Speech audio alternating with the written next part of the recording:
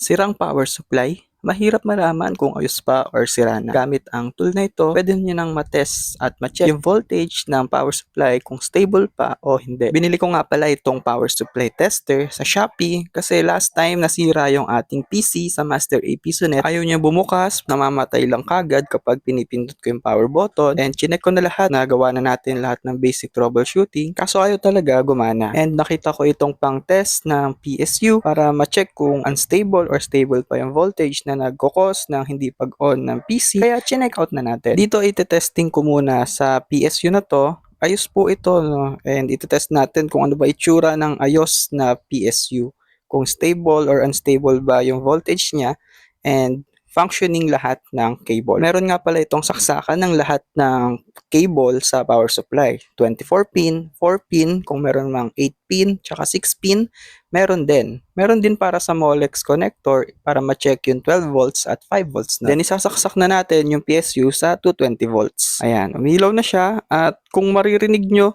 meron niyang beep kapag merong sira. Pero kapag wala, stable lang, di gumagalaw ng masyado yung mga numbers or yung reading.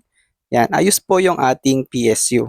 So makikita natin dyan, stable yung 12 volts, 3 volts, tsaka 5 volts ng mga cable ng power supply na to. Dito pa lang malalaman mo na kung sira or ayos yung power supply natin. Next naman, iti-testing natin dito sa sirang power supply galing sa system unit na nasa Master AP Sonet. Ayaw niya bumukas, ginawa na natin lahat ng basic troubleshooting and not working pa rin. Binaklas nga muna natin siya sa system unit para mas madaling matesting.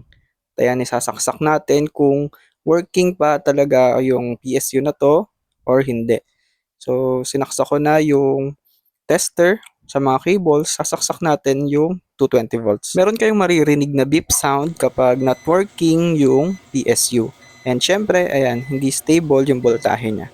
So, kailangan palitan yung power supply na to ng maayos para bubukas ulit yung system unit. So, tinesting ko yung sirang power supply dito sa motherboard na ayos para ma-check kung hindi ba talaga bumubukas. Ayan, sinaksak ko na lahat ng cable. Ayan, tinignan natin kung iikot yung fan. Ayan, hindi siya umiikot o hindi siya nagtutuloy.